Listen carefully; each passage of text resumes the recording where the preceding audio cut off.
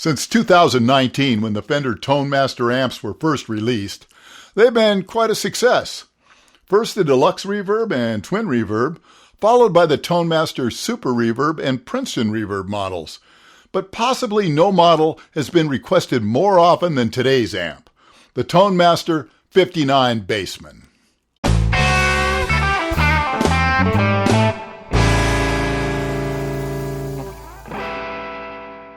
Now, like the entire series, this one certainly looks the part. And some are saying this may be the best one yet, so let's see what we have here. Unlike the majority of modelers, the mission for these amps has always been to do just one classic amp as perfectly as possible.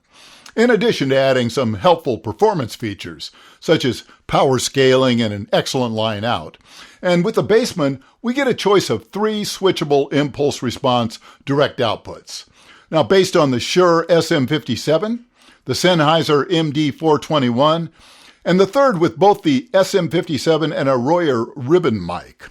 Of course, this amp preserves all the original features as well, like the 2 bridgeable bright and normal channels with a volume control for each, the 3-band EQ, and the presence control. But the Tone Master version has also added more features the originals never had. For instance, unlike a traditional Bassman, there's onboard reverb, which I like a lot, since I greatly prefer amps with built-in verb. Also, on the back panel, there's a little switch for going from vintage to tight, which provides a looser or tighter bass response. If it were a tube amp, it's somewhat like switching from a tube to a solid-state rectifier.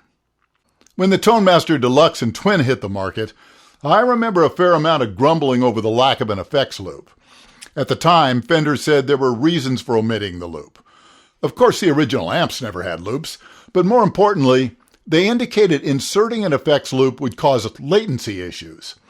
However, the new Bassman does have an effects loop, and they've gotten around any latency issues by inserting it after the power amp, rather than between the preamp and power amp as you would with a tube amp. Now, of course, like all Tone Masters, the amp is amazingly light, manageable even for someone like me with back issues, which is why I began using the Deluxe Reverb version close to 4 years ago. Unlike my Deluxe, the Bassman doesn't use lighter neodymium speakers. The 4 10-inch speakers are authentic Jensen P10Rs with Alnico magnets. But the amp does incorporate a special lightweight pine cabinet, which shaves another 20 pounds off, for a total weight of just 32 pounds. So let's see how it sounds.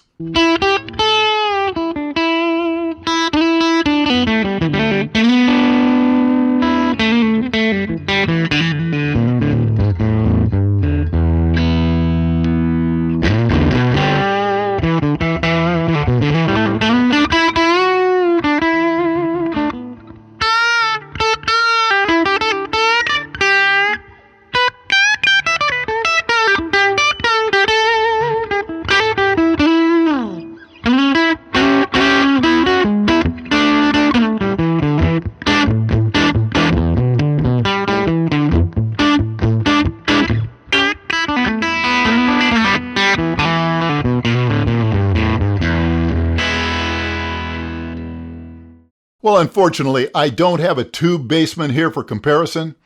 Maybe it's a future date, but not now. I'll just say this is very close to what I'm remembering. Dynamics are excellent, and the character of the natural overdrive is quite convincing.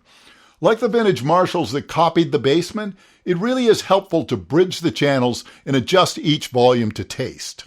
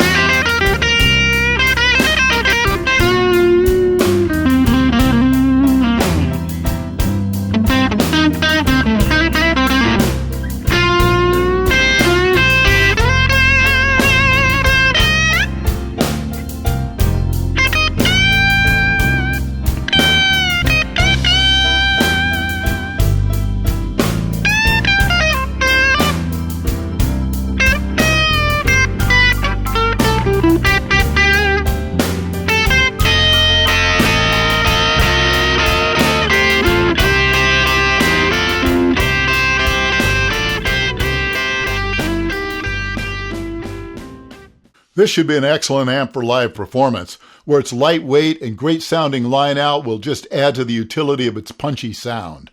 And like my Deluxe, it doesn't have the one-dimensional quality of a lot of modeling amps of the past. It certainly gets plenty loud, yet like all Tone Masters, the power scaling allows you to get exactly the sound you want at the appropriate volume for just about any room. Now, I'm sure some of you may already be tapping out a complaint about the price. Let me just say, I'm not one of those channels saying, Fender's crazy charging over $1,500 for a digital amp. There was a lot of the same sort of thing said about the first Tone Master amps, and my answer hasn't changed a bit. It's worth the price if it's worth it to you. Buy what you find value in and skip the rest. Now, $1,570 US isn't small change for most of us. This isn't a budget option. For me, amps are always about the right tool for the job. It's cost versus benefit, a simple equation, and each of us has to decide for ourselves. That aside, I have to say this is a fine addition to the Tone Master lineup.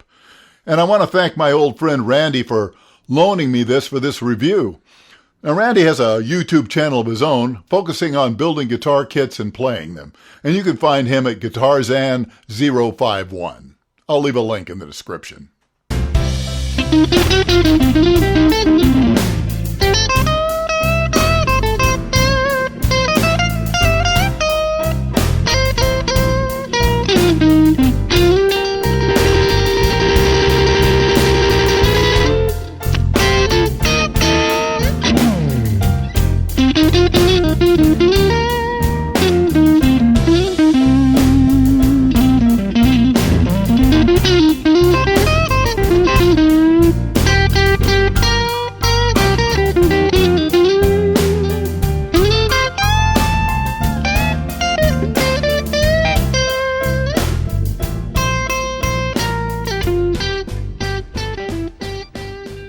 Well, I do hope you've all enjoyed this video and will give it a like.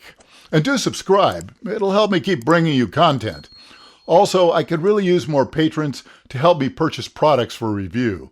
It's only $3 a month and could make an enormous difference. The web address will be on your screen and in the description. With that, I'll say goodbye for now, and I will see you again very soon.